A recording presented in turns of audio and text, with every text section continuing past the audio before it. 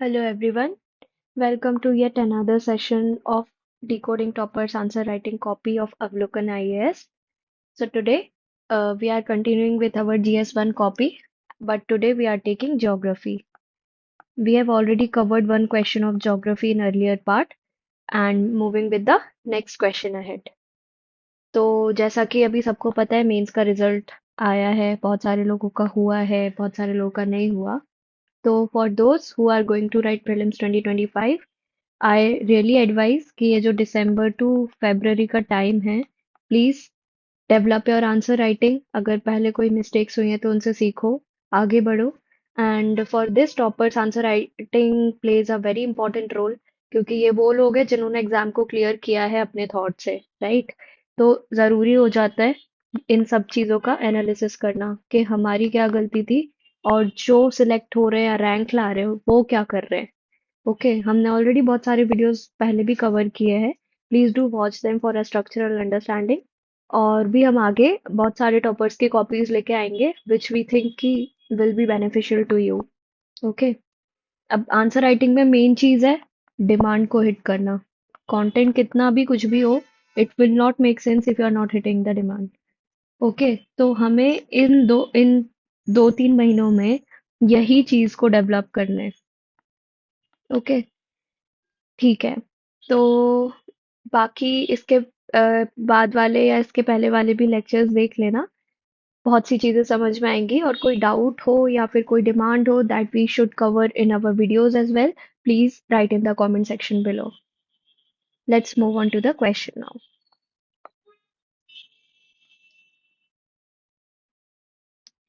तो क्वेश्चन है, despite being destructive in nature volcanoes are critical for existence of human life on earth. Okay, तो पहले इन्होंने बताया कि वॉल्केनोज डिस्ट्रक्टिव तो होते ही हैं, बट उनका क्रिटिकल इम्पोर्टेंस भी है ह्यूमन लाइफ के लिए अर्थ पर. ठीक है, तो आंसर जो होना चाहिए ना वो बेसिकली ह्यूमन लाइफ के बेसिस पे होना चाहिए. अब ये मत लिखना कि मतलब इन जीव जंतुओं को फायदा होता है, या फिर जो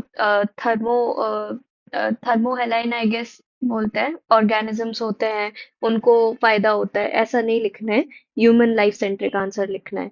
ठीक है, this is understanding the demand of the question.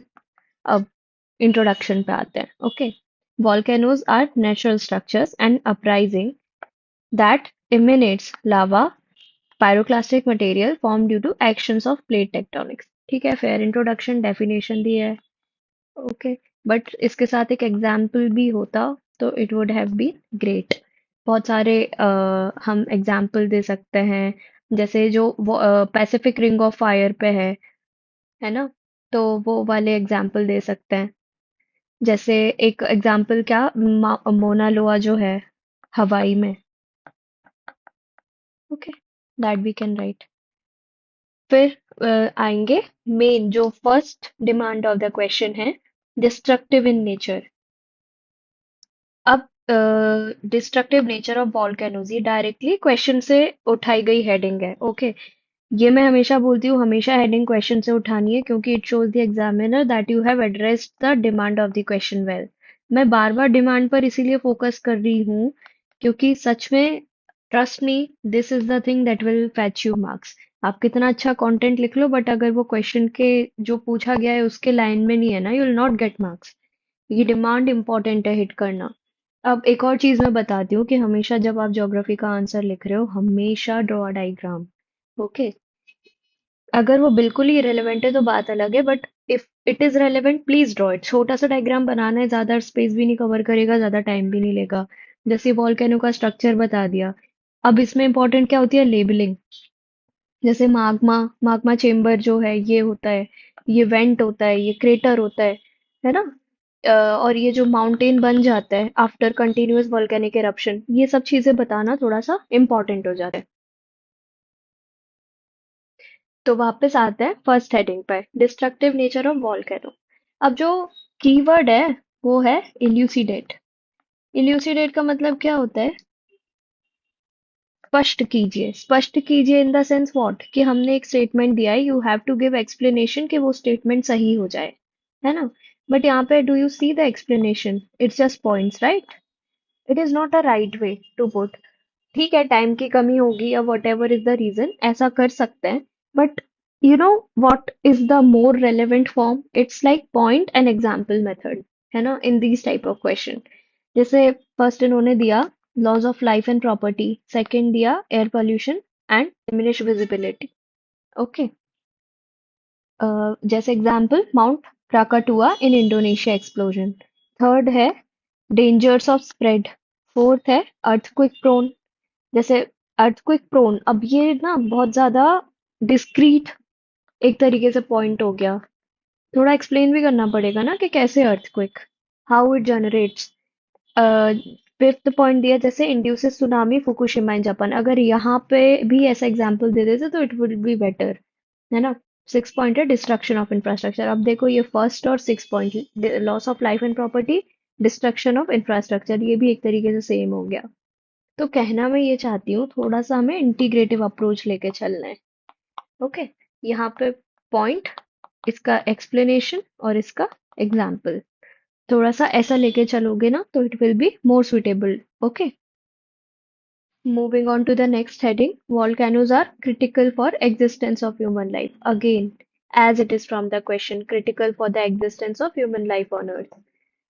यहाँ पे देखेंगे rocks and minerals, volcanic rocks and minerals, igneous rocks get produced due to volcanoes. अब फिर से मैंने बताया था ना, इसको ह्यूमन लाइफ से कनेक्ट करना ही पड़ेगा। How these minerals are useful for humans, ठीक है, making jewelry, medicines, cosmetics, etc. फिर agriculture in the pyroclastic material versus scented for few crops, suited for few crops. Okay, तो जो मटेरियल होता है, कई बार जो एशेस वगैरह निकलते हैं ना, they are good for agriculture, not for the leaves but for crop growing, agriculture for the soil, है ना, एज अ फर्टिलाइजर का काम करता है, तो दे आर गुड। अब ये सब चीजें भी you need to give example. खैर इन्होंने एग्रीकल्चर एज अ पॉइंट दिया है, तो वो इन जनरल यही पॉइंट करता है कि for humans it is good, तो ठीक है, बट एग्जाम्पल देना is like also a good approach. Formation of geomorphological features like flood basalt provinces in Deccan Plateau, Siberian Plateau. इसका इम्पोर्टेंस अगेन ह्यूमन लाइफ के लिए क्या है, क्या होगा, रिसोर्सेस, फर्टिलिटी ऑफ सॉइल, है ना, हैबिटेशन नीड्स, एटसेट्रा। फिर sulphur clouds emanating from volcanoes help in reduction in solar temperature. जो हमने एक कंसेप्ट पढ़ा होगा आपने कि जो सोलर टेम्परेचर होता है ना, वो इन सल्फर क्लाउड्स के कारण कम हो जाता है। कई बार सोलर डिमिंग जो बोलता है ना, सन डिमिंग, सोलर डिमिंग, ये सारी टर्म्स यूज होती है इन सब चीजों के लिए, तो can help in heat respite. Okay, और एक और चीज क्या बोल सकते हैं, temperature reduction, green house effect, इन सब चीजों को इसको कनेक्ट कर सकते हैं very easily. Prevents mass destruction, periodic lava explosion prevents accumulation of tectonic tension, ठीक है, सेफ्टी ऑफ ह्यूमन लाइफ, क्योंकि कई साल बंद रहेगा ना तो उतना ही लाइक इरप्शन उतना ही वायलेंट होगा, तो अगर कंटिन्यूअसली बेसिस पे वो निकल रहा है देन इट इज ओके। फिर ये देख लिया ना हमने कि सारे पॉइंट्स को एड्रेस कर दिया, अब आएंगे कंक्लूजन पे। Hence the nature's miracle in the form of volcano help in sustaining the natural balance of the earth. ठीक है, fair enough. It's good like according to the needs of the question, जैसे उन्होंने बोला कि बुरा है but critical है, ये भी उसी टोन में कंक्लूजन इन्होंने दे दिया था, it's fair enough. Okay, so this was it. हमने देखा क्वेश्चन को कैसे मल्टीपल डायमेंशंस में असेस करना है, उसकी जो नीड है क्वेश्चन की उसको कैसे असेस करना है, और उसको नीड से कनेक्ट कैसे करना है। जो हम स्टैटिक पढ़ते हैं उसको अकॉर्डिंग टू द आंसर हमें मोल्ड करना पड़ेगा in order to write a good answer. Okay, so I hope this was a good session. आपको समझ में आया होगा how to approach answer writing. And for more videos, please like, subscribe, and share with your friends if you think that it will be beneficial to them also. And yeah, we'll meet again in the next video. Thank you.